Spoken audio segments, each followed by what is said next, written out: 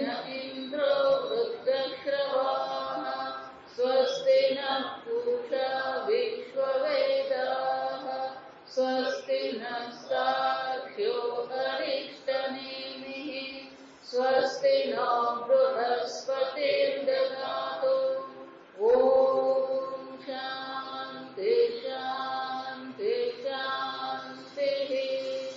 ॐ सहनावतु सहनौ भुनक्तु सह वीर्यं करवावहै तेजस्विनावधीतमस्तु मा विद्विषावहै। ॐ शान्ति शान्ति शान्तिः।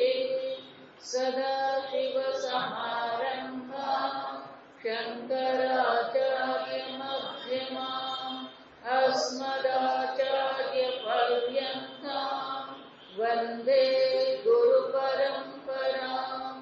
श्रुतिस्मृतिपुराणानाम् आलयं करुणालयं नमामि भगवत्पादं शङ्करं लोकशङ्करं शङ्करं शङ्कराचार्यं केशवं बादरायणं सूत्रभाष्यकृतौ वन्दे भगवन्तौ पुनः पुनः।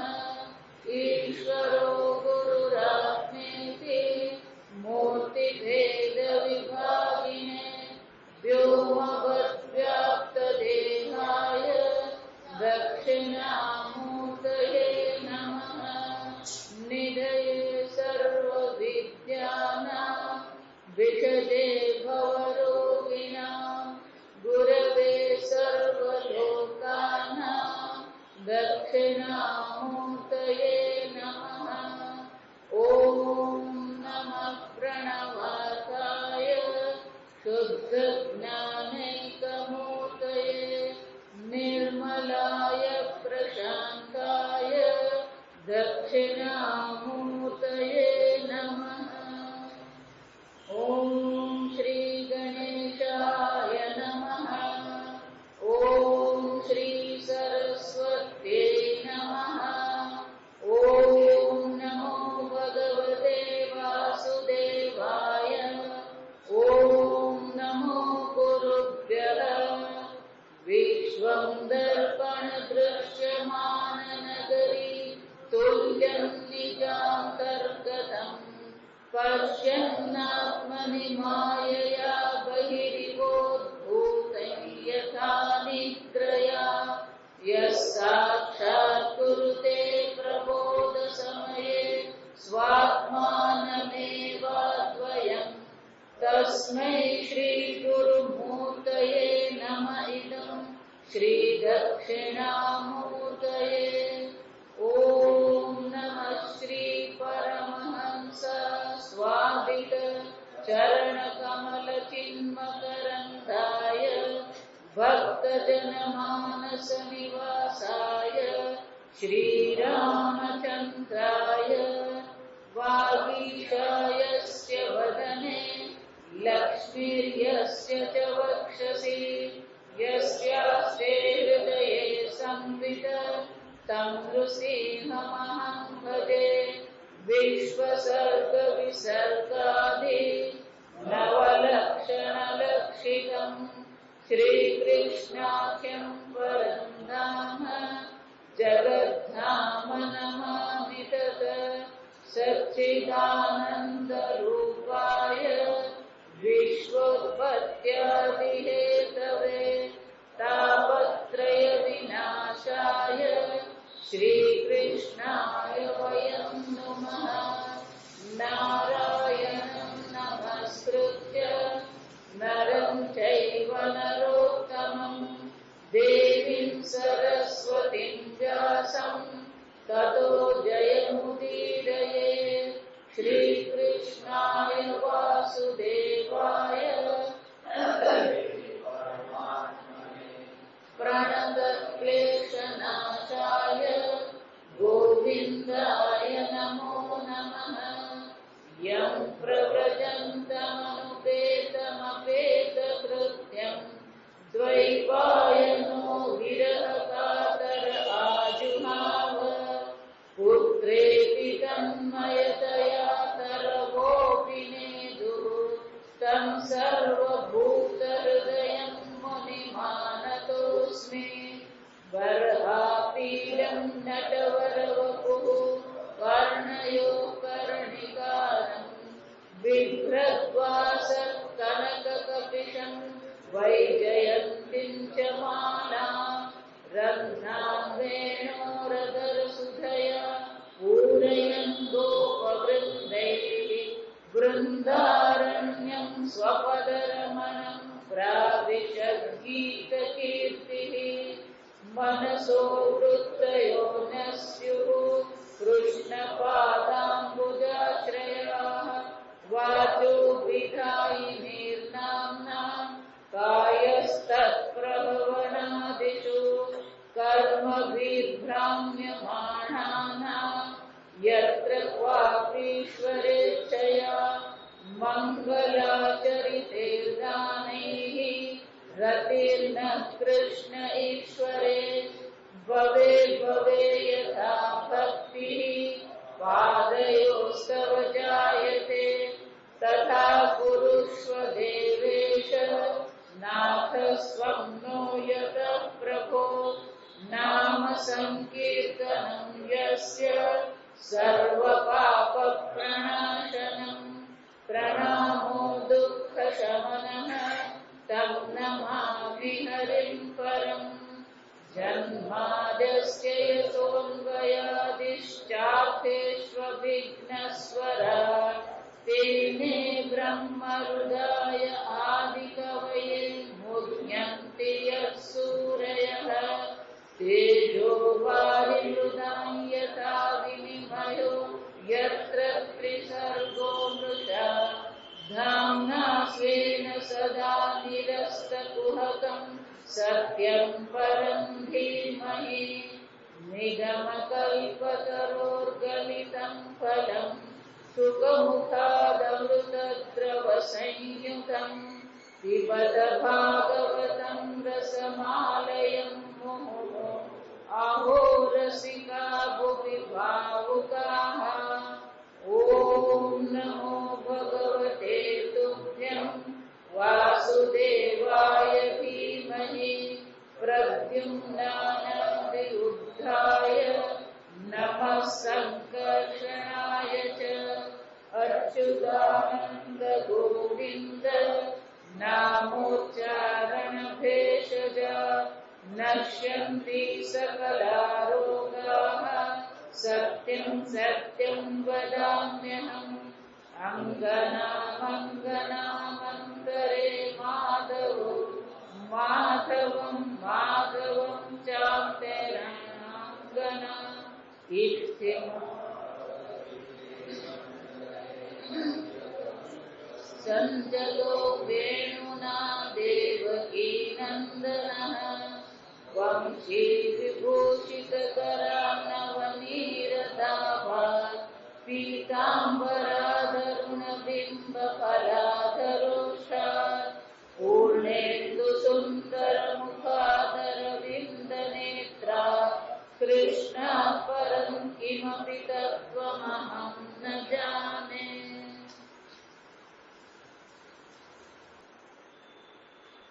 नैमिषे सूतम् आसीनम् अभिवाद्य महामतिं शौनकः अब्रवीत्। नैमिषे नेमि शीर्णः यस्मिन्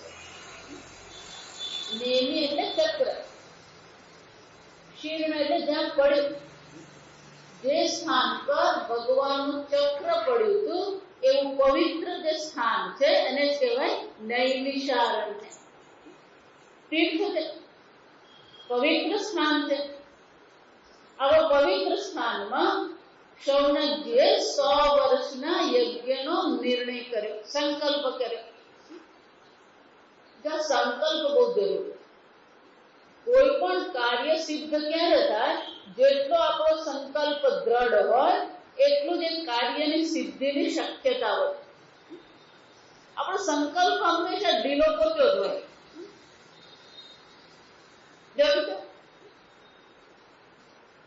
સંકલ્પ વિના કશું થાય જ નહીં. કર્મ કરીએ ત્યારે પણ શું કરવા? પેલો બ્રાહ્મણ આપણે સત્યનારાયણની કથા કરાવીએ, યજ્ઞ કરાવીએ, તો બ્રાહ્મણ પેલે શું કરાવે? સંકલ્પ કરાવે. સંકલ્પ જરૂરી દરેક બાબતમાં. પછી એ ધર્મ હોય, કર્મ હોય કે મોક્ષ હોય. ગીતામાં પણ ભગવાન શું કહે છે? વ્યવસાયાત્મિકા બુદ્ધિ, નિશ્ચયાત્મિકા બુદ્ધિ. હા, શૌનકજીએ નિર્ણય કર્યો, સંકલ્પ કર્યો, 100 વર્ષનો યજ્ઞ કરો. જો નાનો મોટો સંકલ્પ નથી આ તમે. એ પણ આ કળિયુગમાં 100 વર્ષનો સંકલ્પ કરવો. આ કળિયુગમાં કાળ કેવો છે? ગતિશીલ છે. આ બહુ સમજવા જેવું છે. કાળ કળિયુગમાં કેવો છે? ગતિશીલ છે. એટલા માટે હંમેશા જ્યારે કાળ બહુ ગતિશીલ હોય ને ત્યારે બહુ મોટા સંકલ્પ નહીં કરવાના. એટલે આ કાળ જ્યારે ગતિશીલ હોય ત્યારે પરિવર્તન પણ શું છે? જલ્દી થતું હોય. અને જલ્દી પરિવર્તન થતું હોય તો કાળની અસર આપણા મન પર પણ થવાની. એટલે હંમેશા એક દિવસનો સંકલ્પ કરીને ચાલો. આજે પ્રવચનમાં જવું, કદાચનો સંકલ્પ. રોજ હું તો પ્રવચનમાં જઈશ એમ સંકલ્પ નહીં કરવાનો. પ્રવચન શું કરવાનું? એક દિવસ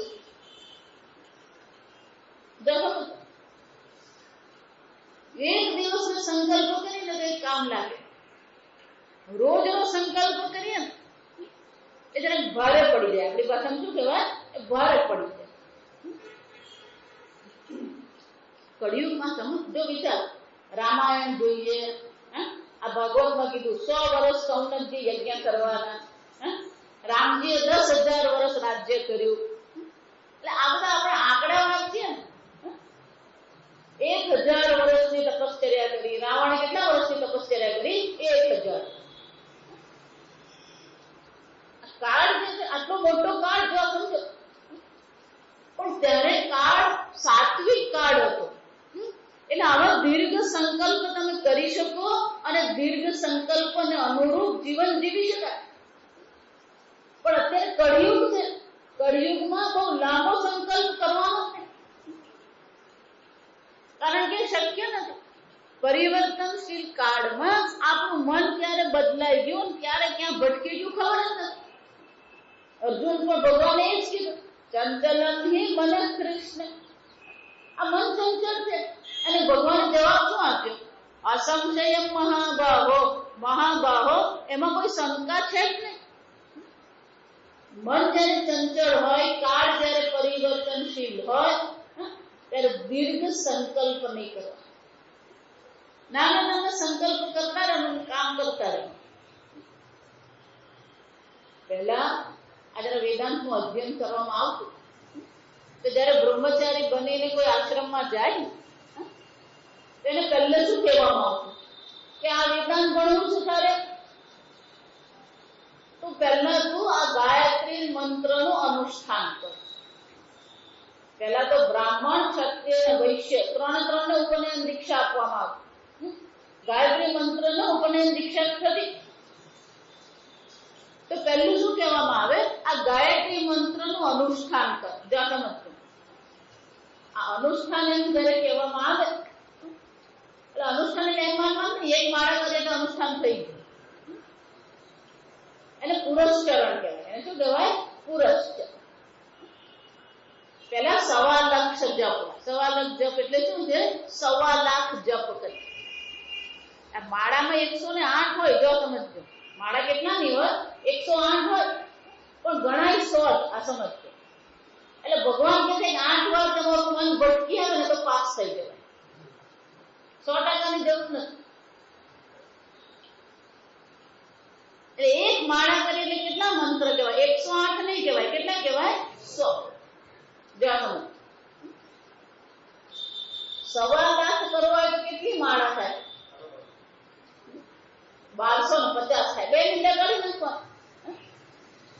1,25,000 માંથી શું કરવાનું? 2 મીંડા કાઢે 1250 માળા કરવી પડે. 1250 માળા કરવી ને રોજની 10 કરીએ તો કેટલા દિવસ જોઈએ? 125 દિવસ. 125 એટલે કેટલા મહિના થયા? 4 તારીખ 12 4 4 મહિના થાય.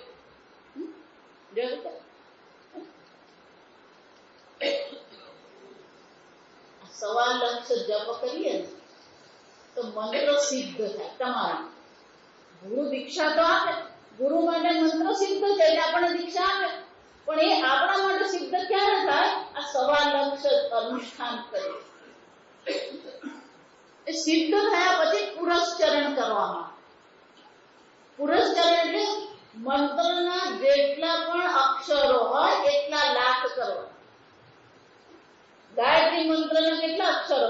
24. કેટલા લાખ કરવાના? 24 લાખ. અને એક માળામાં 100 ગણાય એટલે કેટલી માળા થઈ? 24,000 માળા થઈ. જો લગાતાર શું કહેવાય? લગાતાર આમ લાગી પડે ને. અને 24 અક્ષર છે. એક માળા કરતા કઈ નહીં તો 8 મિનિટ તો થાય. આજકાલ લોકો 3 મિનિટમાં કરી નાખે ગાયત્રી મંત્ર.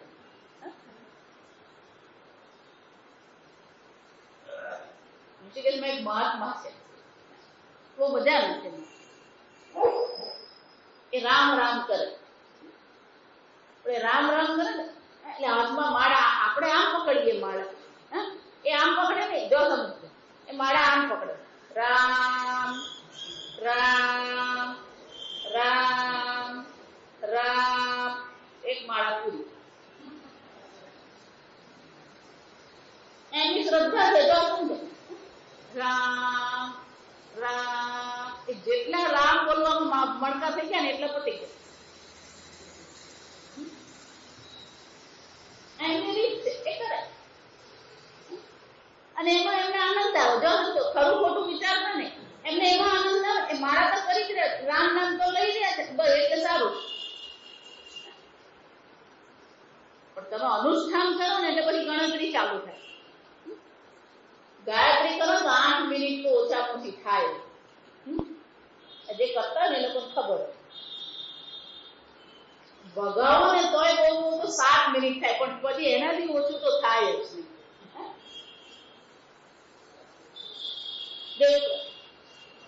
8 મિનિટે એક માળા થાય તો કલાકની કેટલી માળા થાય? 9 × 56 બરાબર? 9 માળા થાય. કલાકની 9 માળા થાય. જો વિચારજો બરાબર. બરાબર 11 માળા સવારે અને 11 માળા સાંજે કરીએ, અથવા 12 માળા સાંજે અને 12 માળા સવારે કરીએ, તો 12 × 24 થાય તો કેટલા દિવસ જોઈએ? 1000 દિવસ જોઈએ. 24,000 માળા છે ને રોજની 24 કરો તો કેટલા દિવસ જોઈએ? 1000 દિવસ. એટલે કેટલા થયા? 3 વર્ષ લગાતાર શું કરવું પડે?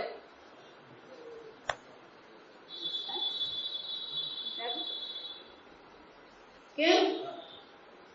પુરસ્ચરણ થી અંતઃકરણ શુદ્ધિ થાય. એટલે અંબે બહુ લાંબો મંત્ર પકડવાનો છે. ઓમ નમઃ શિવાય. કેટલા થયા? 5. 2 મિનિટમાં પતી જાય. એટલે પુરસ્ચરણ 5 લાખ કરવું શું છે? પણ એવું નહીં માનતા. ગાયત્રી મંત્ર શ્રેષ્ઠ કહેવાય, ઓમ નમઃ શિવાય શ્રેષ્ઠ નહીં કહેવાય. મનના ત્રાયતે ઇતિ મંત્ર. કોઈ પણ મંત્ર હોય એનો જપ કરો એટલે તમારી રક્ષા કરે. એટલા માટે ક્યારેય કોઈ બહુ મોટો સંકલ્પ નહીં કરવાનો. આ બધી ગણતરી કરે ને એટલે આપણું મન પછી આ બધા સંકલ્પમાં શું થાય? છૂટે. બહુ મોટો સંકલ્પ કરવાનો. પણ આ શૌનકજી કર્યો કેમ? કારણ કે મહાશાલહ શૌનક. ગઈકાલે આપણે જોયું એ કોણ છે? મહાશાલહ વિદ્વાન છે, અપરા વિદ્યાના કુશળ પંડિત છે. એમની એ તાકાત છે. આ કર્મ કોણ કરી શકે? આ વેદાંતમાં જેમ સાધન ચતુષ્ટય કહેવામાં આવે વેદાંતમાં સાધન ચતુષ્ટય કહીએ આપણે, વિવેક, વૈરાગ્ય, સમાધિ, ષટક સંપત્તિ, મુમુક્ષુત્વ. એમ કર્મકાંડમાં પણ 4 સાધનો: અર્થી, સમર્થી, વિદ્વાન, અધિકારી. જો આ સમજ બરાબર. અર્થી અર્થી એટલે એનો સંકલ્પ, દ્રઢ સંકલ્પ હોવો. સમર્થી એટલે કે યજ્ઞ કરવાનું આર્થિક રીતે, શારીરિક રીતે, બૌદ્ધિક રીતે શું હોવું જોઈએ? સામર્થ્ય હોવું.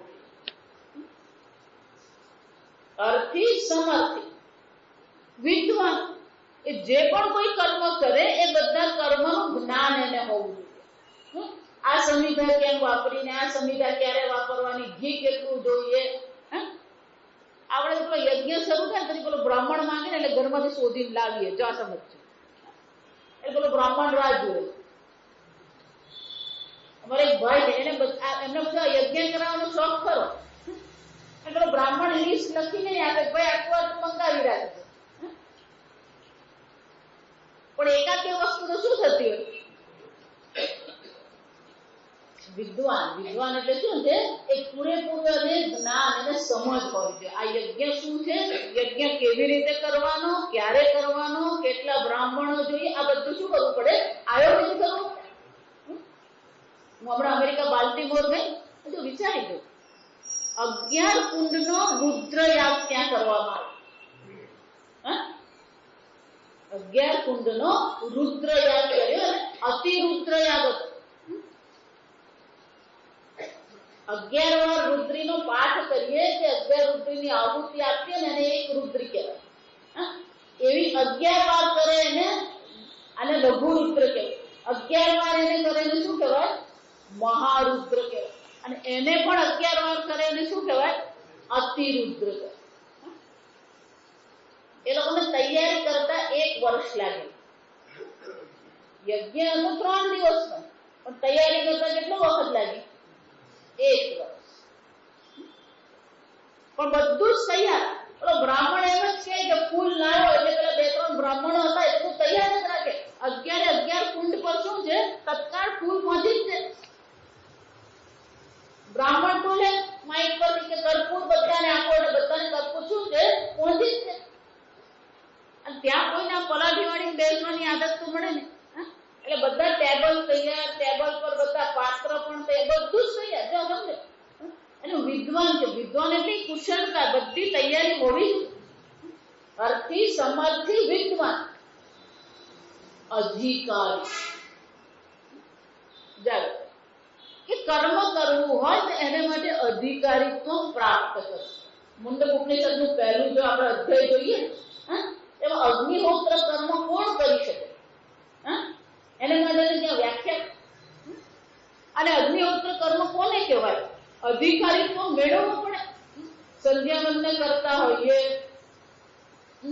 રોજ અગ્નિહોત્ર કર્મ કરતો હોય, એ પછી આ યજ્ઞ કરી શકે.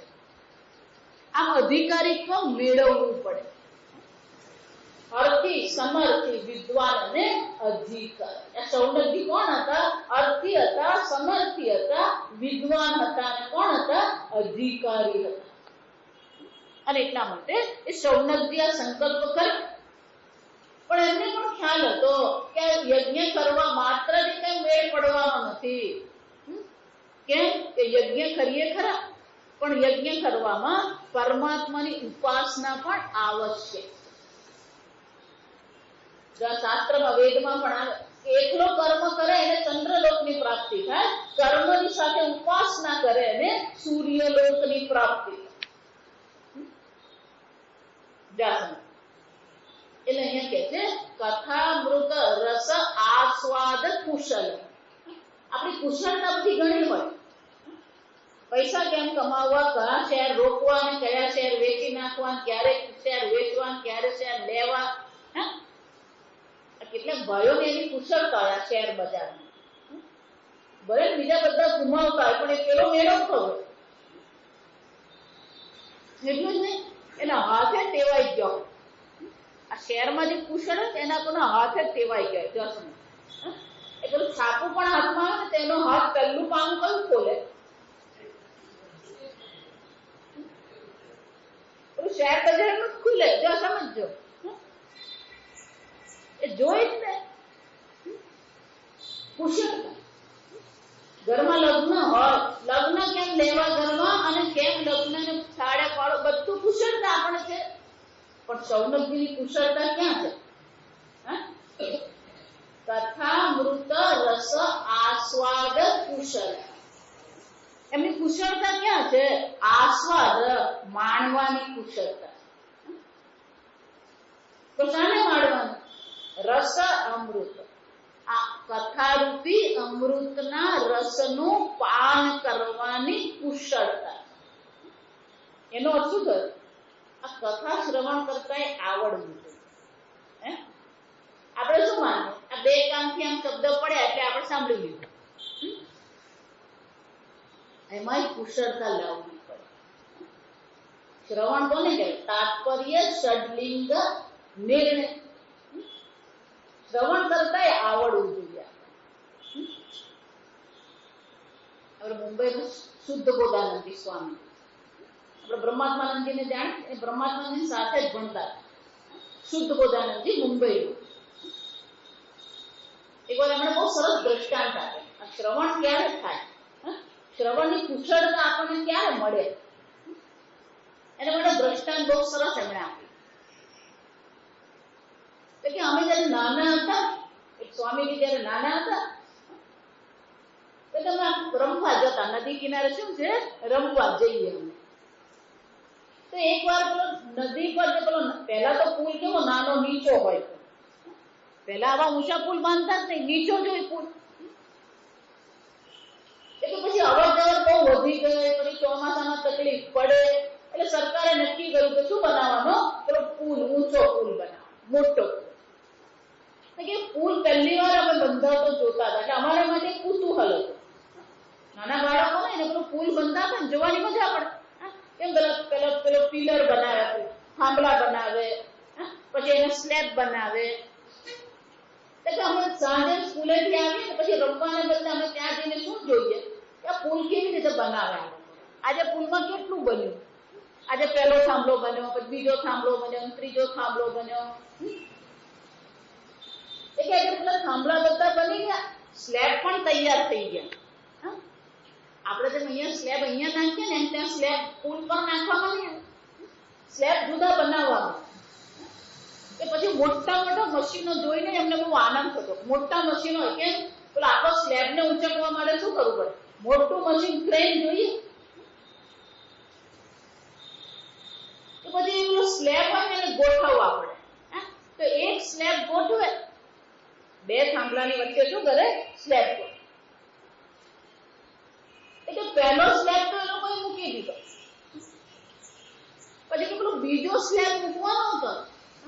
તો પેલો આ બાજુ એન્જિનિયર ઉભેલો, પેલી બાજુ એન્જિનિયર ઉભેલો, અને પછી એ લોકો કઈ બોલ, અમને બહુ કઈ ભાષામાં ખબર નહીં પડે, પણ અમે એટલું સમજે કે બે સ્લેબને એ લોકો શું કરતા હતા, ગોઠવવાનો પ્રયત્ન કરતા. જો અને અંગ્રેજીમાં એલાઇનમેન્ટ કહેવાય. જો આ એલાઇનમેન્ટ નહીં કરવામાં આવે તો સ્લેબ શું થઈ જાય, તૂટી જાય. એક ટ્રક આ સ્લેબ પરથી આ સ્લેબ પર જાય ને જો એલાઇનમેન્ટ નહીં હોય તો આ સ્લેબ શું થવાનો, એના આઘાતથી તૂટી જાય. એ જ રીતે આ શ્રવણ કોને કહેવાય, તો કે ગુરુની બુદ્ધિ અને શિષ્યની બુદ્ધિનું શું થવું જોઈએ,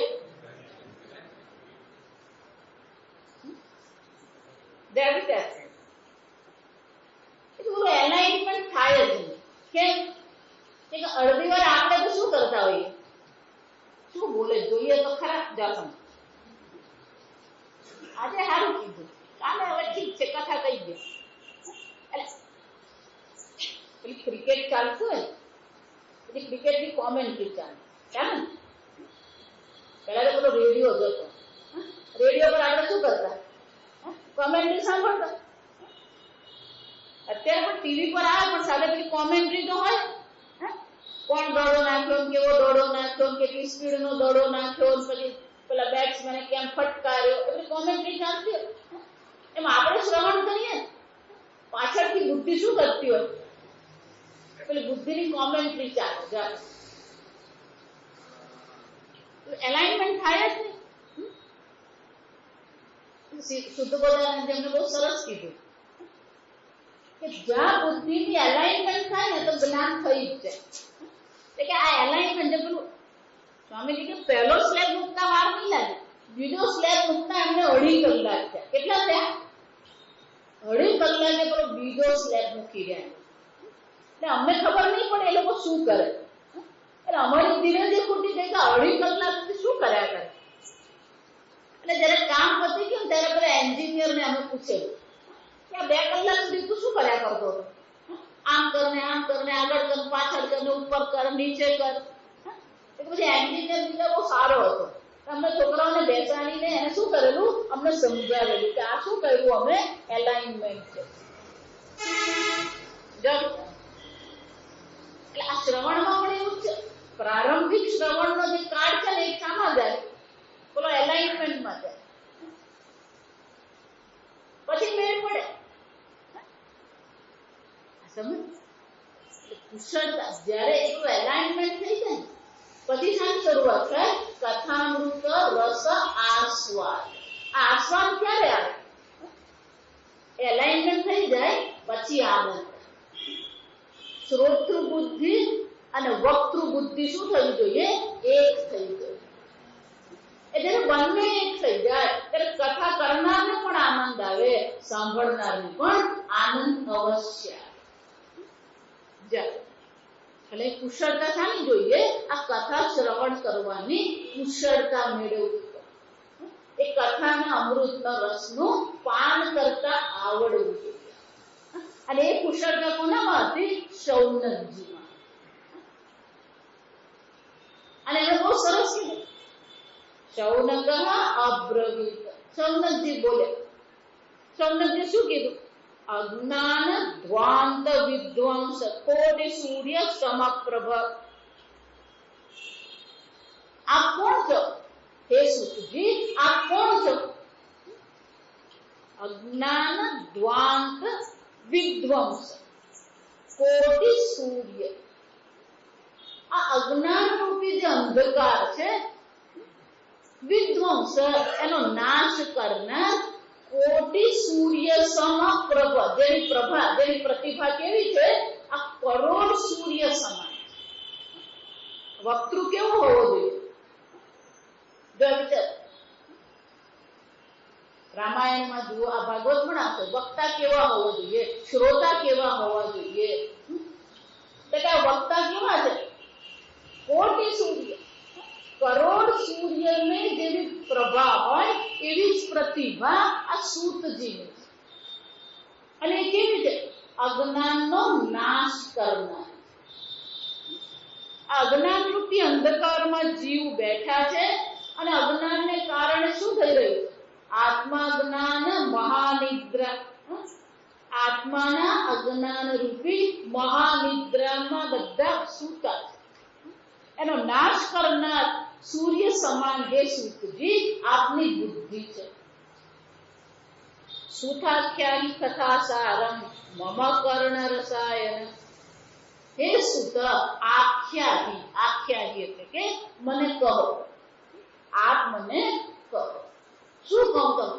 કથા સારમ. આ કથાનો સાર તમે. કેમ? મમ કર્ણ રસાયન. મારા કાન માટે કેવું છે? એ રસાયણ. આ રસાયણ શબ્દના બે અર્થ. એક રસાયણ શબ્દનો અર્થ થાય ઔષધિ. આપણા આયુર્વેદમાં તમે જો જાત જાતના રસાયણ. રસાયણ એટલે ઔષધ. અમારા કર્ણ માટે ઔષધિ સમાન છે. કેમ? કે આ સંસારની ચર્ચા સાંભળીને મારા કાનમાં, મારા મનમાં, મારી બુદ્ધિમાં આ અશુદ્ધિ આવી ગઈ. રસાયણ, આયુર્વેદના રસાયણ છે શાના માટે હોય? આપણા શરીરમાં જે અશુદ્ધિ હોય એ અશુદ્ધિની નિવૃત્તિ માટે આ રસાયણ. તો કે આ જો વિચાર, તમારું જેટલું પણ જ્ઞાન જે છે એ જ્ઞાન છેવટે તમારામાં પ્રવેશે છે ક્યાંથી? કાનથી જ છે.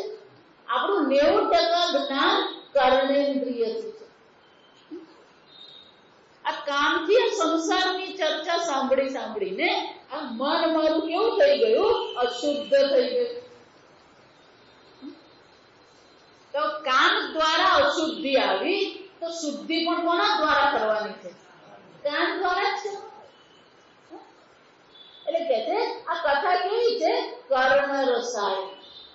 આ કથાનો સાર જે છે એ મારા કર્ણ માટે રસાયણ સમાન છે, મારા મનને શુદ્ધ કરનાર છે. આ એક આ રસાયણનો બીજો અર્થ થાય પેલું કેમિકલ. આપણે કહીએ રસાયણ એટલે ક્રિસ્ટ. આપણે એને અનેક પ્રકારના જે કેમિકલ્સ આવે જાતો, એમાં એક કેમિકલ આવે એને કેટેલિસ્ટ કહેવાય. એને શું કહેવાય? કેટેલિસ્ટ પોતે કઈ કામ નહીં કરે પણ એની હાજરીમાં બધા કામ થઈ જાય. તો ક્યાં કથા કેવી છે? આપણી કેટેલિસ્ટ છે. જાતો કામ કથા નહીં કરે, કામ તો પેલું ભગવાન કરે. કામ કરનાર કોણ છે? આ ભગવાન. ભગવાનની કથાનું શ્રવણ કરીએ એ ભગવાન આપણા મનમાં આવે, ભગવાન કર્ણ દ્વારા આપણા મનમાં પ્રવેશે. પણ એ ભગવાનને મનમાં પ્રવેશવા માટેનું સાધન કોણ છે? કથા સાર. આ કથા દ્વારા શું છે? આ ભગવાન અમારા મનમાં આવે. અને એકવાર ભગવાન મનમાં આવ્યા, ભગવદાકાર વૃત્તિ થઈ ગઈ, તો પછી દુઃખ નામની વસ્તુ શક્ય છે. અને એટલે કે છે હે સૂતજી, આપની બુદ્ધિ તો સ્ફોટી સૂર્ય સમાન છે. આ પુરાણના જાણકાર છે. સૂતજી એટલે સર્વ પુરાણના જાણકાર. તમે શું કરો? આ કથાના સારનું મને વર્ણન કરો. કેમ? મમ કર્ણ રસાયણમ, મારા કર્ણ માટે એ રસાયણ સમાન છે. એટલું જ ને, ભક્તિ જ્ઞાન વિરાગાપ્ત કથમ વિવેક વર્ધતે.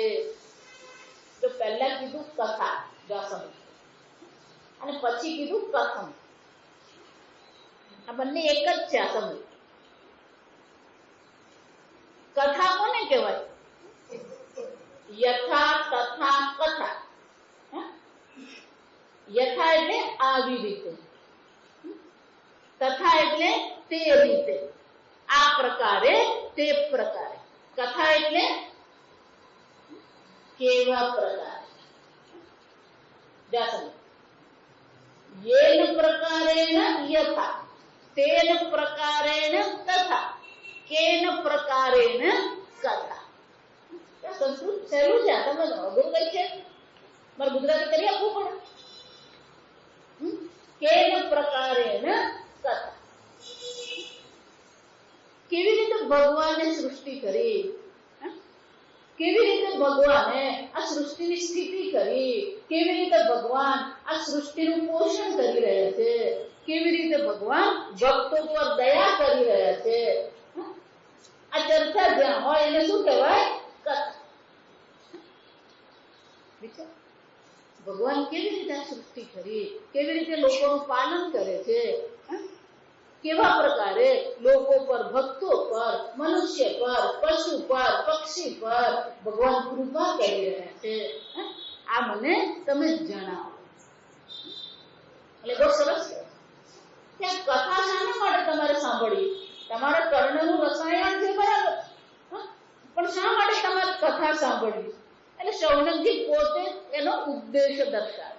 ભક્તિ વિજ્ઞાન વિરાગ આપત વિવેક. બે વિચાર. વેદાંતમાં પ્રારંભ વિવેકથી છે અને ભક્તિમાં પણ શું છે? વિવેક. એટલે પહેલું શું કીધું? ભક્તિ શબ્દના 3 અર્થ છે. ભક્તિ શબ્દના 3 અર્થ.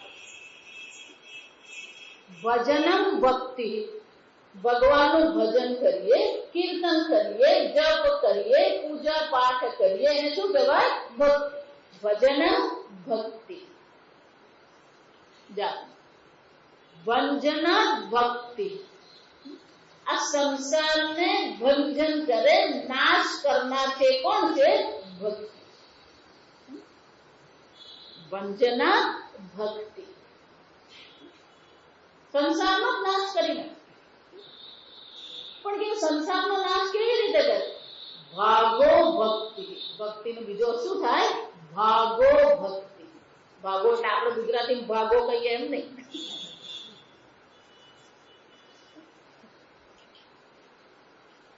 ભાગ એટલે વિભાગ. ઈશ્વર શું છે? જગત શું? સંસાર કોને કહેવાય? જગત કોને કહેવાય? ઈશ્વર કોને કહેવાય? જીવ કોને કહેવાય? આ વિભાગ જે કર્યા, એટલા માટે વિવેક કીધું. વિવેક કોને કહેવાય? વિચે પૃથક. વિવેક એટલે શું છે? અલગ કર્યા. આ ભક્તિ પણ શું કરી આપે છે? આ જીવ જે સંસાર સાથે જોડાઈ ગયો છે, સંસારમાં રચ્યો પચ્યો છે, આ ભક્તિ એને શું કરી આપે? અલગ કરી. ભાગો ભક્તિ. ભક્તિ તમને આ સંસારથી અલગ કરે. આ ભક્તિ પણ કે આ ભક્તિ આવે ક્યારે? જ્ઞાન. ભગવાન કોણ છે?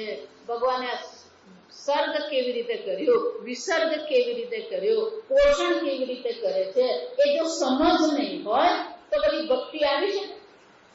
જ્યાં સુધી ભગવાનના મહિમાનું જ્ઞાન નહીં હોય, ભગવાનની વિભૂતિનું જ્ઞાન નહીં હોય, એના માટે આપણને પ્રેમ નહીં થાય.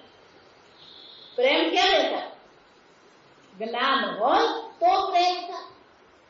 એટલે કે છે ભક્તિ જ્ઞાન.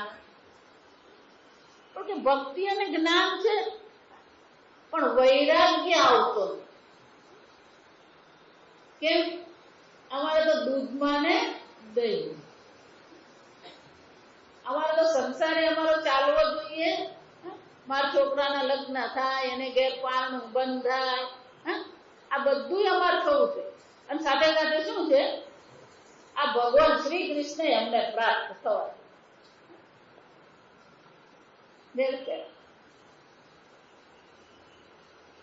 શ્રી કૃષ્ણ ભગવાન કે હું ઈર્ષ્યાળુ. ભગવાન શું કહે છે? હું ઈર્ષ્યાળુ. તમારે બે માંથી એક જ નક્કી કરો. ક્યાં તો સંસાર અને ક્યાં તો કૃષ્ણ. ભગવાન કે છે આ બીજું કોઈ આવી જાય ને મને ફાવે એક જ. આ બીજો આવે ને એટલે હું જતો રહું.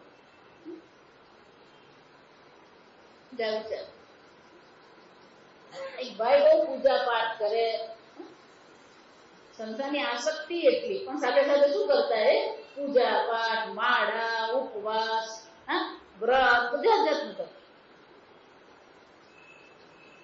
એટલે એના મનમાં એક દિવસ એવું આવે કે આટલી પૂજા કરીને, આટલા પાઠ કર્યા, આટલા વ્રત કર્યા, ઉપવાસ કર્યા, તોય આ ભગવાન દર્શન દેતો જ નથી. એટલે એને ગુસ્સો આવે. શું આવ્યો? ગુસ્સો. એવો એને ગુસ્સો ચડ્યો કે આટલું કર્યા પછી આ સાંભળતો નથી ભગવાન. એક વાર તો દર્શન આપે જ નહીં ભગવાન.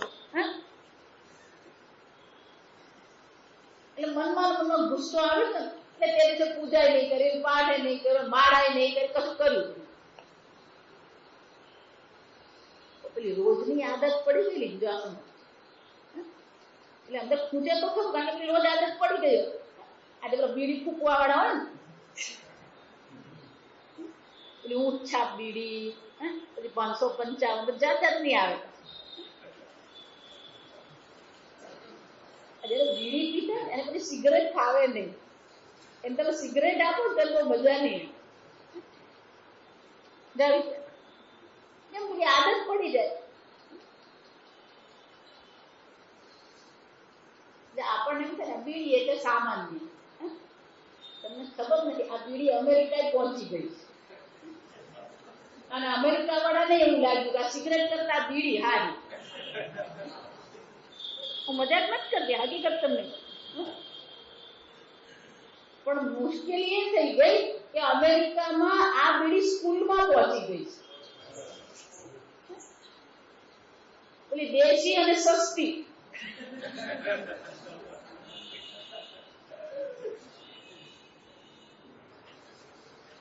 દેશો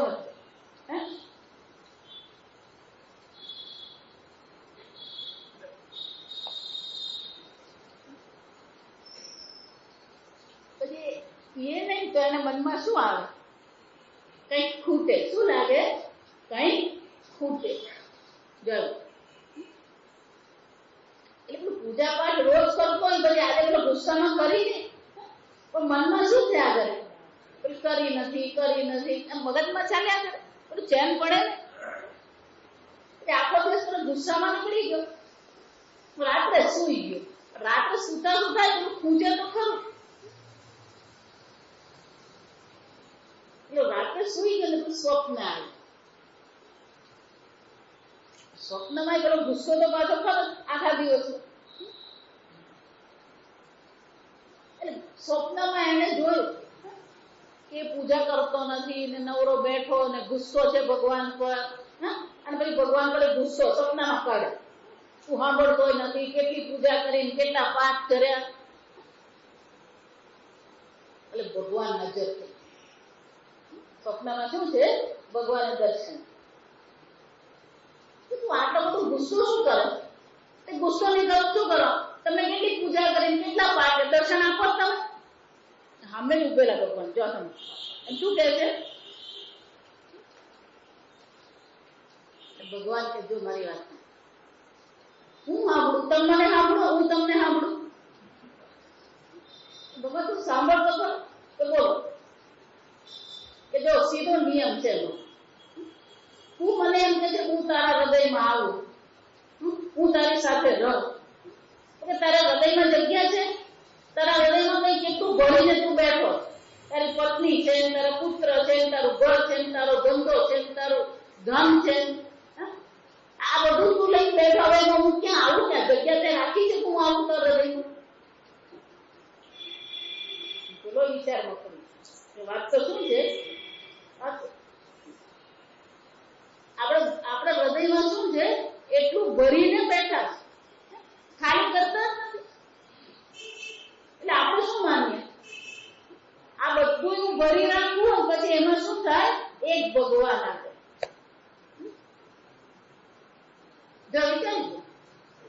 એટલે આપણે શું માનીએ? જેમ મારા કાકા છે, મારા મામા છે, મારી પત્ની છે, મારા પુત્ર છે, એમ આ બધામાંનો એક કોણ? મારો ભગવાન. એટલે ભગવાનને આપણે કઈ કેટેગરીમાં મૂકીએ?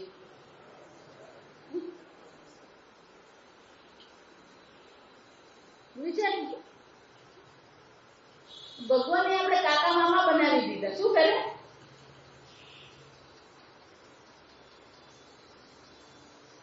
ધનને પ્રેમ કરીએ એમ હવે આપણે કોને પ્રેમ કરીએ? એવું છે? ઈશ્વરનો પ્રેમ ને ધનનો પ્રેમ એક છે? નહીં. એટલે સૌનકજી શું આપવું છે? કથમ ભક્તિ પ્રાપ્ત. આ ભક્તિ કેવી રીતે પ્રાપ્ત થાય? કથમ જ્ઞાનમાપ્તમ. કેવી રીતે જ્ઞાન પ્રાપ્ત થાય? એટલું જ નહીં, કથમ વૈરાગ્યમાપ્ત. ભક્તિ, જ્ઞાન, વિરાગ. આ વૈરાગ્યની પણ અમને કેવી રીતે પ્રાપ્તિ થાય? ભક્તિની જરૂર છે, જ્ઞાનની જરૂર છે, વૈરાગ્યની જરૂર છે.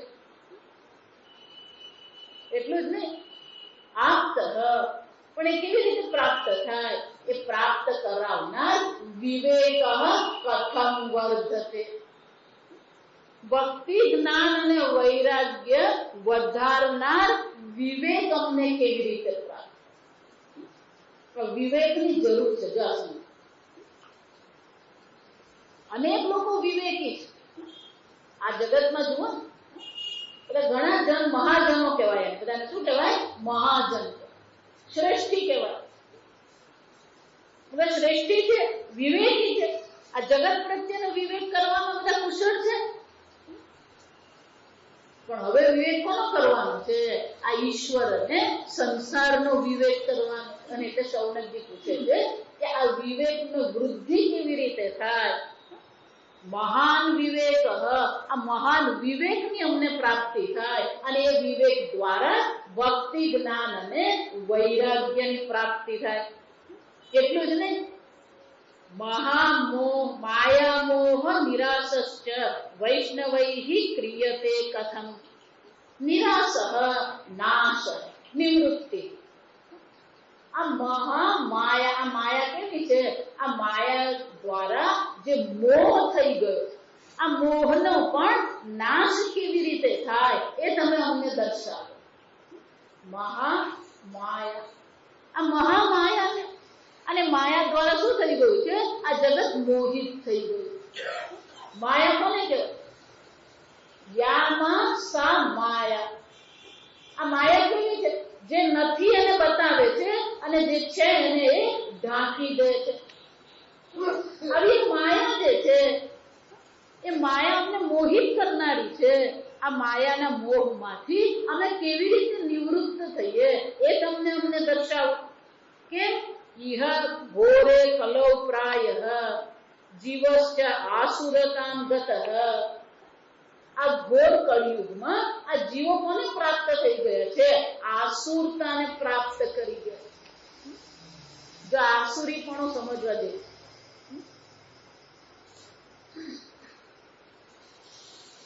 દેવ, દાનવ, રાક્ષસ અને અસુર, જો આ સમજ. જે સત્વ પ્રધાન હોય એને દેવ કહેવાય. સત્વ પ્રધાન હોય એ કોણ છે? દેવતાઓ. અસુર કોને કહેવાય? આ અસુસુ ઇન્દ્રિય વિશેષુ રમતે ઇતિ અસુરા. ઇન્દ્રિયોના ભોગમાં જે રમણ કરનારા છે, ભોગ પ્રધાનતા જેનું જીવન છે, એને અસુર કહેવાય. અસુર એટલે પ્રાણ, ઇન્દ્રિય.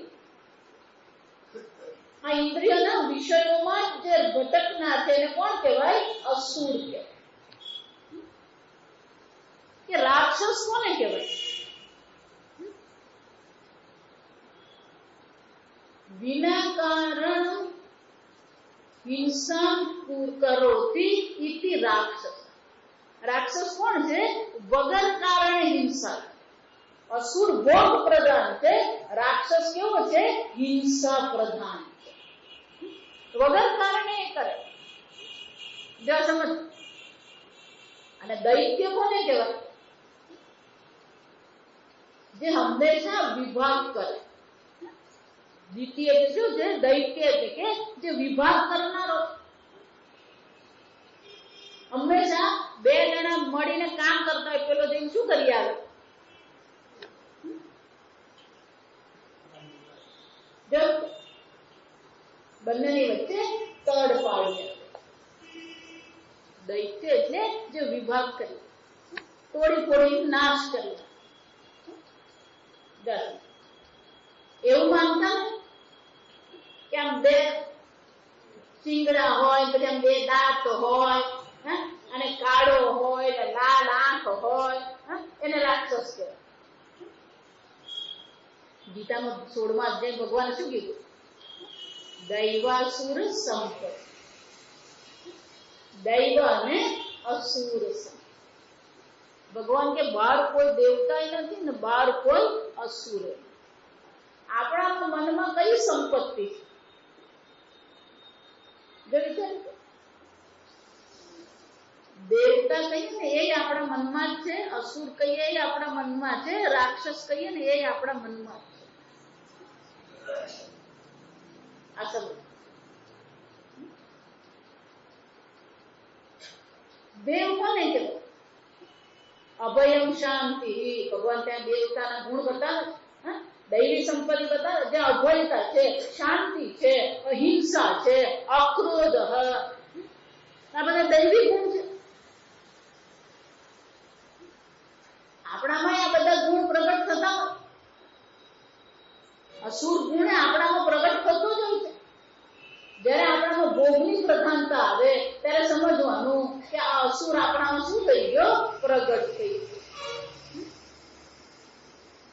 અને ક્યારેક વિના કારણે હિંસા કરી નાખીએ તો શું માનવાનું?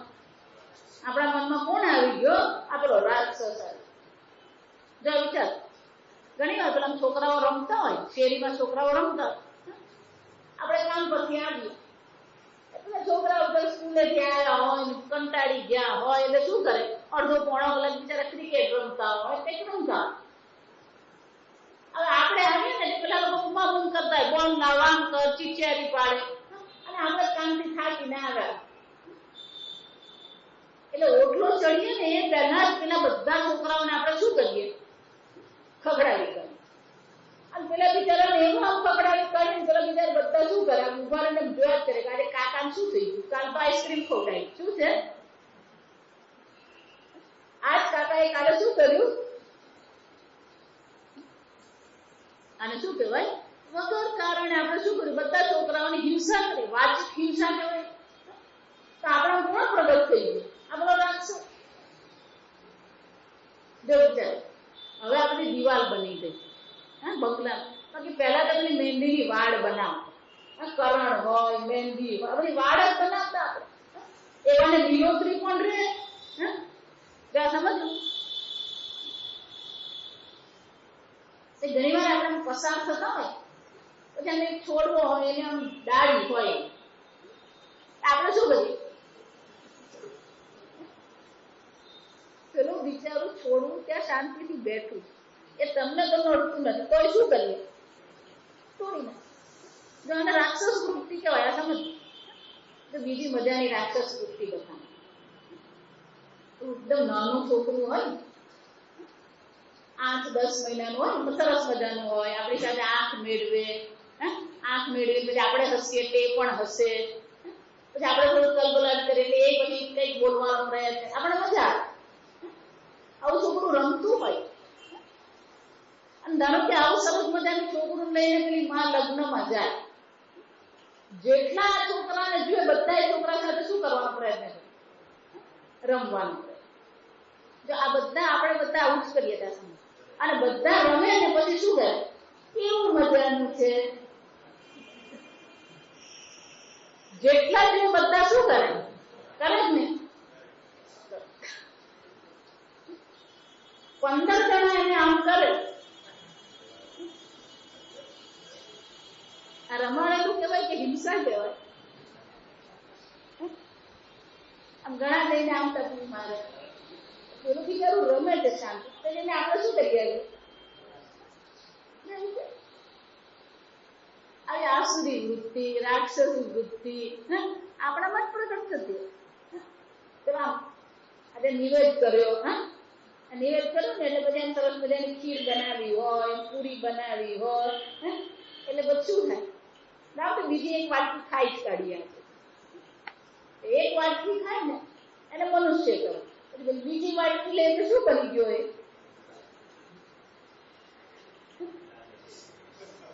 અસુર બની.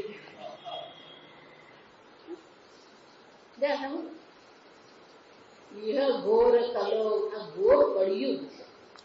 અને કળિયુગમાં શું થઈ ગયું? આસુરતામ પ્રાપ્ત.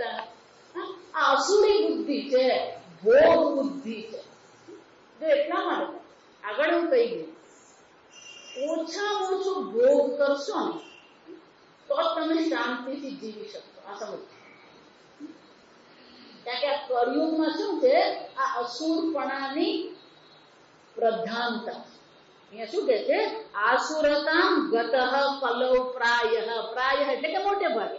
મોટે કે ભાગે બધા કેવા છે? આ આસુરી વૃત્તિને પ્રાધાન્યવાળા છે. અને આસુરી વૃત્તિ જો ઓછી કરવી હોય તો પછી શું કરવું પડે? ઓછો ભોગથી જીવન. જ્યાં ભોગ અનેક પ્રકારના, ફક્ત બટાકાવાળા ખાઈએ એટલે ભોગ નહીં કહેવાય. આ સમજ. ભોગ પણ શું છે? અનેક પ્રકાર. આ બોલવું પણ ભોગ છે, વાતો કરવી ભોગ છે, ટીવી જોવું પણ શું છે? ભોગ છે.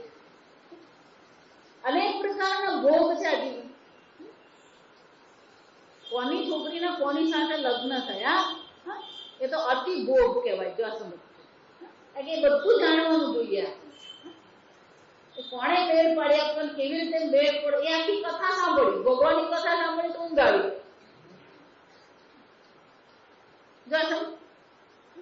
આપણે એક પ્રકારે શું કહેવાય, ભોગ.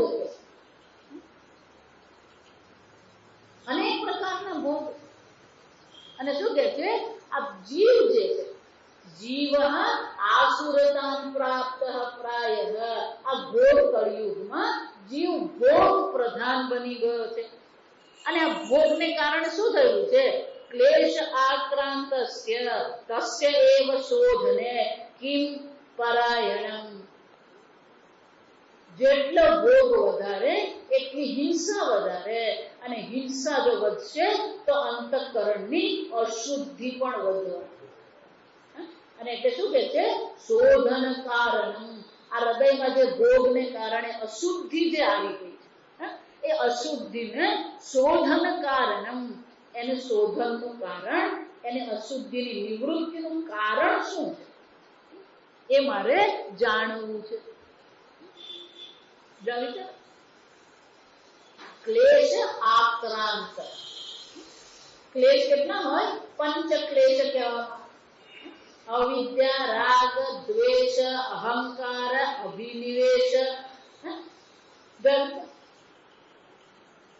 વિચાર, પહેલા તો અજ્ઞાનમાં જ બેઠો છે. અવિદ્યાયામ અંતરે વર્તમાના સ્વયં ધીરા પંડિતમ મન્યમાના.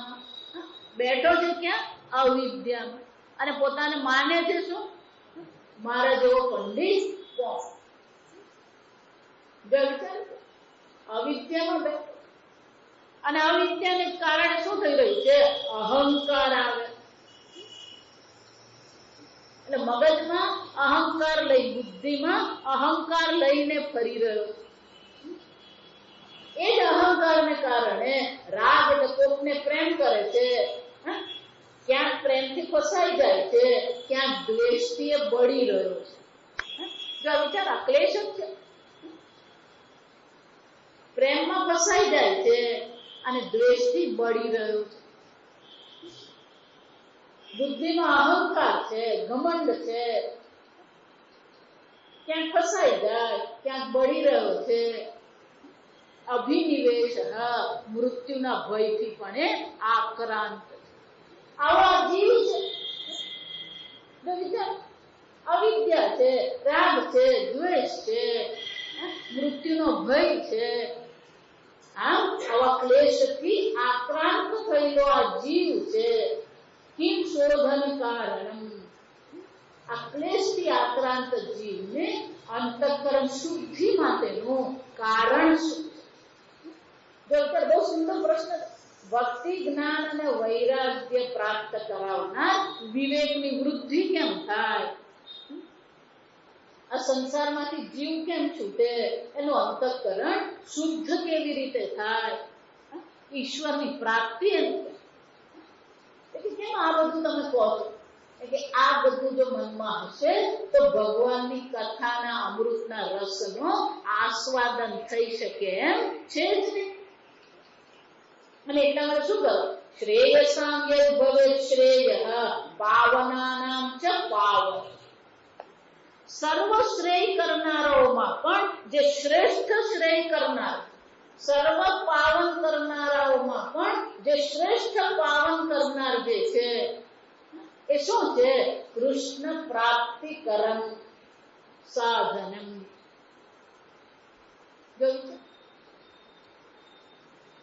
કૃષ્ણ પ્રાપ્તિ કરમ સાધન. એ શ્રી કૃષ્ણની પ્રાપ્તિ કરાવનાર સાધન કયું છે? એ સાધન કેવું છે? સર્વ શ્રેયસમાં પણ શ્રેયકર છે, સર્વ પાવન કરનારાઓમાં પણ પાવન કરનાર એ શ્રી કૃષ્ણની પ્રાપ્તિ કરાવનાર સાધન. અધુના તદ્વદ. હવે તમે અમને એ શ્રી કૃષ્ણની પ્રાપ્તિ કરાવનાર સાધનની ચર્ચા અમને. એના સિવાય અમને બીજું કઈ જરૂર છે?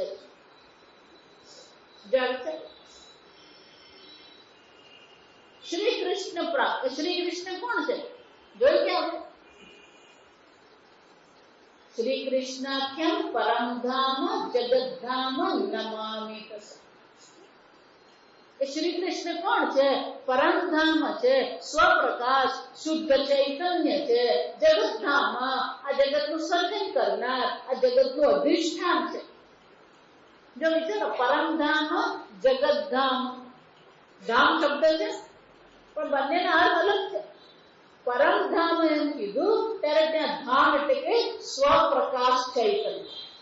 પરમધામમાં ધામ શબ્દનો અર્થ શું થાય? સ્વપ્રકાશ ચૈતન્ય છે. જગતધામ, ધામ એટલે કે આ જગતનું અધિષ્ઠાન છે. એક સ્વપ્રકાશ ચૈતન્યના અર્થમાં છે, બીજું કોના અર્થમાં છે? આ જગતનું જે નિર્વિકારી અધિષ્ઠાન તત્વ જે છે એ શ્રી કૃષ્ણને અમે નમસ્કાર કરીએ. આમ જે સર્વનું શ્રેય કરનાર, સર્વને પ્રેમ કરનાર, સર્વનું પોષણ કરનાર, આ જગતનું અધિષ્ઠાન સ્વરૂપ જે શ્રી કૃષ્ણ છે એની પ્રાપ્તિ કરાવનાર જે સાધન છે, અધુના તદ્વદ, એ સાધન અમને તમે જણાવો. આ જગતમાં પાવન કરનાર, અને પાવન એટલે શુદ્ધિ કરનાર. કપડા મેલા થઈ ગયો તો શું કરવું પડે? સાબુથી સાફ કરીએ આપણે. પેલો તાંબા પર શું થઈ ગયો? મેલ લાગી ગયો હોય, તો આંબલી છે, મીઠું છે, સાબુ છે, આ બધાથી શું કરીએ? એને સાફ કરીએ આપણે. હવે અંતઃકરણ અશુદ્ધ થઈ ગયું, શું કરીએ? મહાભારતમાં શું કહે? ન વારિના શુદ્ધ્યતે અંતરાત્મા. આ અમારો અંતરાત્મા છે, આસુરી ભાવને પ્રાપ્ત કરી લીધું છે, અશુદ્ધ થઈ ગયું છે. સંસારનું ચિંતન કરીને અમારું અંતઃકરણ અશુદ્ધ થઈ ગયું, એને શુદ્ધ કરવાનું સાધન અમને બતાવો. મહાભારતમાં શું કીધું? આ કથા બહુ સરસ છે. જયારે પાંડવો વનમાં રહેતા ત્યારે પ્રારંભિક કાળ એમનો બરાબર નતો. કે અનેક પ્રકારથી અપમાનિત થયેલા હતા, અનેક પ્રકારથી કપટ એમની સાથે કરવામાં આવેલું, અનેક પ્રકારે એ લોકોને નિમ્ન કરવામાં આવે, નિકૃષ્ટ બતાવવામાં આવેલા, એટલે અપમાનિત હતા. એટલે મનમાં શું હતો? એક પ્રકારના દ્વેષની ભાવનાથી, દ્વેષ કરતા પણ એક પ્રકારનો ક્લેશ હતો, દુઃખ હતો. એટલે જયારે 5 જણા સાથે નીકળ્યા, સાથે દ્રૌપદી હતી, માં કુંતી પણ હતા, 7 જણા સાથે રહેતા હતા, પણ કોઈના પણ મનમાં શું છે? શાંતિનો અનુભવ. અને આપણે કહીએ કે કોઈ પણ પ્રકારનું દુઃખ હોય એની ઔષધિ છેવટે તો સમય જ છે. કાળમાં જ ધીરે ધીરે દુઃખ શું થાય? ઓછું થાય. એટલે પ્રારંભિક કાળ એમનો બહુ અઘરો હતો, અને એ લોકો એક આશ્રમથી બીજા આશ્રમ ભટકતા હતા, ફરતા રહે. કરવાનું શું? જો વિચાર, તો એક ઋષિ મુનિના આશ્રમમાં પહોંચી ગયા હતા. ધર્મનિષ્ઠ, પ્રણામ કર્યા, શાંતિથી રહેવું, સંધ્યા વંદના કરવું, અને જીવન તો શુદ્ધ હતું, પણ મનથી શું હતા? વિક્ષિપ્ત હતા. ઋષિ મુનિ ઓળખી ગયા, જાણી ગયા કે ભલે બહારથી શાંત દેખાય છે, ધર્મનિષ્ઠ છે, પણ અંદરથી મન કેવું છે? ઉદ્વેગ વાળું છે, વ્યથિત છે, ક્લેશ છે. એટલે ઋષિ મુનિએ બહુ સરસ ન વારિના શુદ્ધ્યતે અંતરા. હે ધર્મરાજ, તમારું મન ક્લેશ વાળું છે, પણ વારીના પાણીથી અંતરાત્માને શુદ્ધ કરી શકાય નહીં. તો કે આને શુદ્ધ કેમ કરીએ? તો કે છે આત્મા નદી. જો આમાં આ આત્મા રૂપી નદી છે, અને 2 તટ છે, કે દયા રૂપી 2 તટ છે. સમહારૂપી ઉર્મી છે.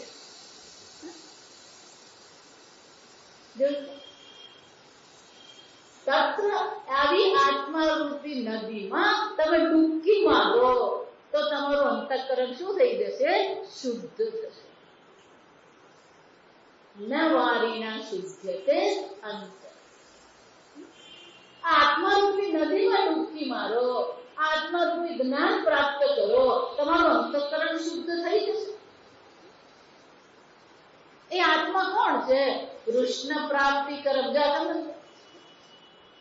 સર્વનો આત્મા કોણ છે? શ્રી કૃષ્ણ. ક્ષેત્રજ્ઞ ચાપી મામ વિદ્ધિ સર્વ ક્ષેત્રેષુ ભારત. સર્વના આત્મા સ્વરૂપે એટલે શ્રી કૃષ્ણ છે. એની પ્રાપ્તિ કેમ કરવી એનું સાધન તમે અમને બતાવો. કારણ કે સર્વ પાવન કરનારાઓમાં પણ જે શ્રેષ્ઠ પાવન કરનાર છે એ આ શ્રી કૃષ્ણ છે. અને એની પ્રાપ્તિ માટેનું સાધન તમે અમને દર્શાવો. કેમ? કે બહુ સુંદર. ચિંતામણી લોક સુખમ. આ ચિંતામણી જે છે, આ ચિંતામણી શું કરે? જેનું ચિંતન કરીએ એ આપણી સામે પ્રગટ કરે. આ ચિંતામણી નામનો જે રત્ન છે એ કેવું છે? જો એ તમારી પાસે હોય તો તમે જેનું ચિંતન કરો એ તમારી સામે શું થઈ જાય? પ્રગટ થઈ જાય. એટલે શૌનકજી કહે છે આ ચિંતામણી લોક સુખ આપી શકે. ચિંતામણી શું કરી શકે? આ લૌકિક સુખ આપી શકે. સુરદ્રુહ સ્વર્ગ સંપદમ. સુરદ્રુહ આ દેવલોકનું જે દ્રુહ એટલે વૃક્ષ. આ દેવલોકનું જે કલ્પ વૃક્ષ છે એ સ્વર્ગની સંપત્તિ આપી શકે. ચિંતામણી આ લોકનું સુખ આપી શકે. કલ્પ વૃક્ષ સ્વર્ગની સંપત્તિ આપી શકે. પણ પ્રીતઃ ગુરુ વૈકુંઠમ યોગી દુર્લભમ પ્રયચ્છતિ. પણ ગુરુ જો પ્રસન્ન થઈ ગયા તો એ પરમાત્માના લોક વૈકુંઠની પ્રાપ્તિ કરાવી શકે. જ્યાં વૈકુંઠ એટલે શું છે? જ્યાં આપણી બુદ્ધિ કુંઠિત થતી. કુંઠિત થાય એટલે શું છે? જે બુદ્ધિમાં અલ્પતા આવી ગઈ, આપણી બુદ્ધિ કુંઠિત થઈ ગઈ. વૈકુંઠ એટલે કોણ છે? તો વૈકુંઠ લોક પણ છે, આપણે સ્વીકારીએ. પણ એનો અર્થ બીજો શું થઈ શકે? જેની બુદ્ધિ કેવી છે? એ પરમાત્મામાં સ્થિત થઈ ગઈ છે. કોઈ પણ પ્રકારે એની બુદ્ધિ આ સંસારમાં કુંઠિત થતી નથી. એવા વૈકુંઠ લોકની પ્રાપ્તિ કરાવનાર ગુરુ છે. પણ એ વૈકુંઠ કેવું છે? યોગી દુર્લભમ. યોગીઓને પણ એ દુર્લભ છે. કેમ? કે યોગીઓ આપણી સિદ્ધિમાં પડેલા હોય. એમને વૈકુંઠમાં એટલે પરમાત્મામાં રુચિ હોય ને. પગ કેમ ઊંચો કરો, પગ કેમ વાળવો, પ્રાણાયામ કેમ કરવા, યોગી આમાંથી ઊંચો નહીં.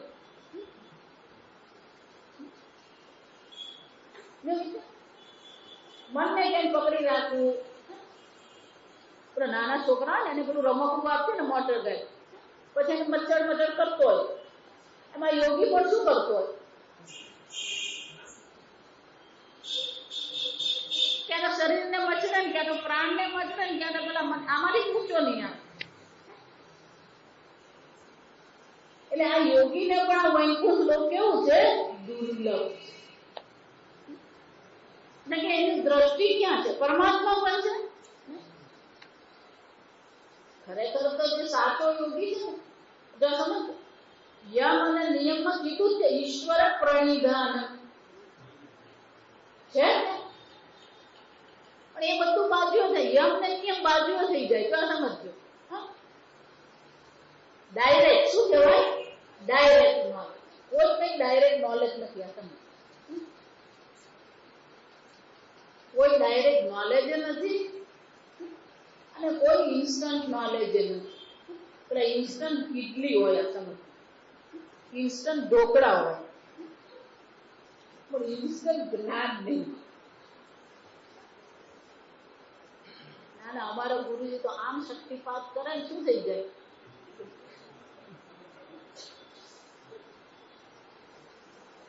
પૂજ્ય સ્વામીજી તમને એવું કે જ્ઞાન રસ્તામાં પડેલું છે, કામ મળી ગયું આપણને.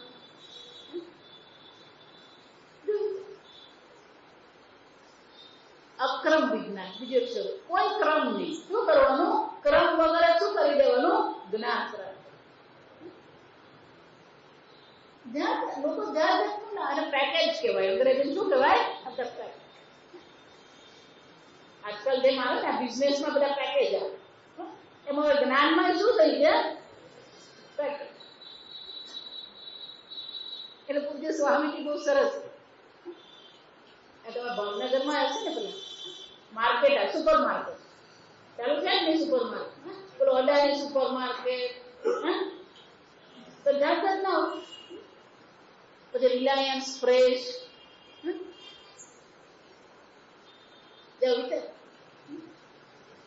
એમાં સ્પિરિચ્યુઅલ સુપર માર્કેટ, શું કહેવાય? સ્પિરિચ્યુઅલ સુપર, એમાં જાત જાતના પેકેટ મળે. આપણને જે પેકેટ ખાવી છે એ પેકેટ આપણે શું કરી લેવું? યોગી દુર્લભમ. આ કૃષ્ણની પ્રાપ્તિ કરવી તો કેવી છે? યોગીઓને પણ દુર્લભ. મનુષ્યાણામ સહસ્રેષુ કશ્ચિદ.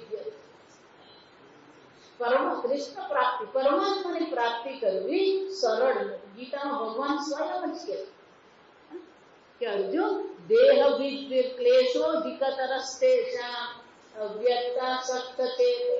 અર્જુન, અવ્યક્તમાં આ વિષયમાં જેની બુદ્ધિ ભટકેલી છે એના માટે અવ્યક્ત પરમાત્માને પ્રાપ્તિ કરવી કેવી છે? ક્લેશ જ નહીં, અધિકતર ક્લેશ, વધારે પડતો ક્લેશ કરનાર. એટલે અહીંયા સૌનકજી કહે છે આ પરમાત્માની પ્રાપ્તિ કરવાનું સાધન દર્શાવો. કેમ? કે ગુરુ જો પ્રસન્ન થઈ જાય તો આ પરમાત્માની પ્રાપ્તિ કરવી બહુ સરળ છે.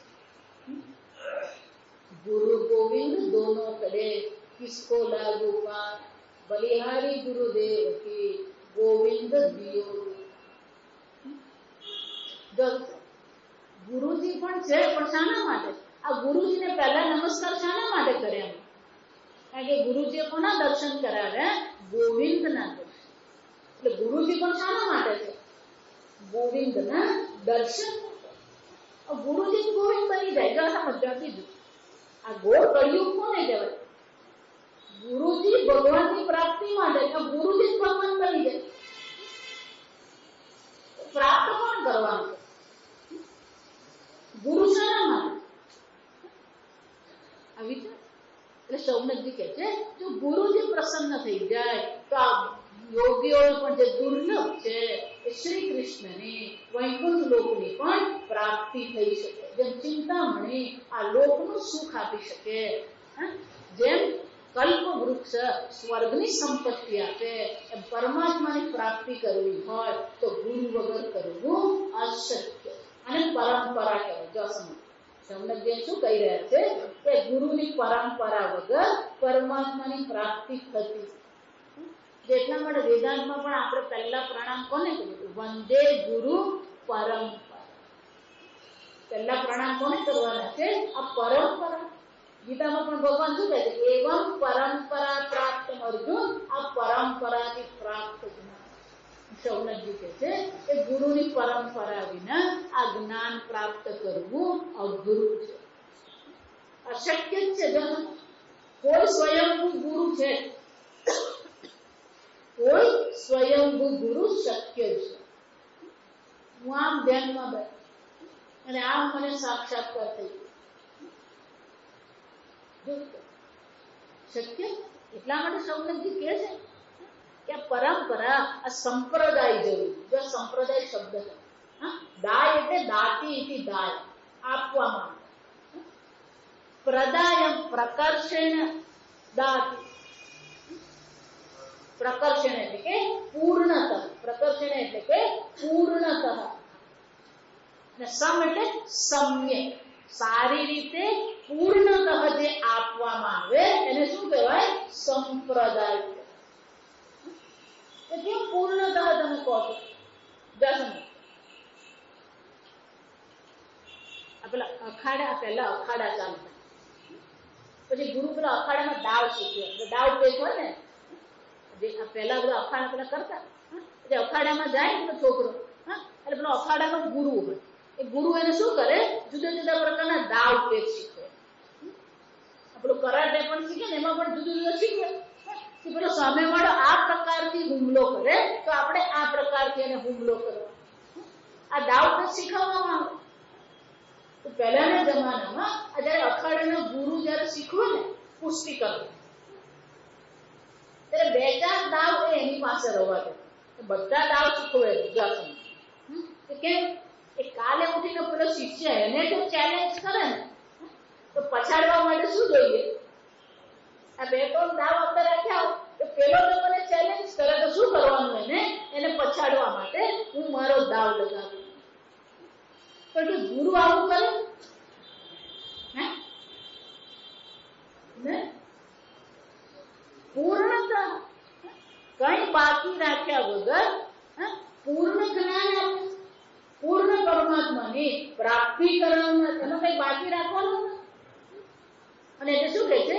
આ સંપ્રદાય છે. ગુરુ એટલે કે આ સંપ્રદાય જો પ્રીત, આ સંપ્રદાય જો મળી જાય તો આ પરમાત્માની પ્રાપ્તિ અમને અવશ્ય થઈ જાય. અને એટલા માટે હે સૂતજી, આ પુરાણના જ્ઞાતા છો, આપ કૃષ્ણ કથા સાંભળેલી છે અને હવે એ ભાગવત કથા, એ શ્રી કૃષ્ણની કથા તમે અમને સંભળાવો, કારણ કે એ અમારા માટે કર્ણ રસાયણ છે.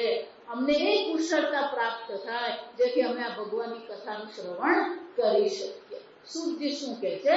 કાલે જો આ ગાડી, આમાં બાપુની ગાડી ચાલવાની છે, ઉતાવળ કરતા નહીં.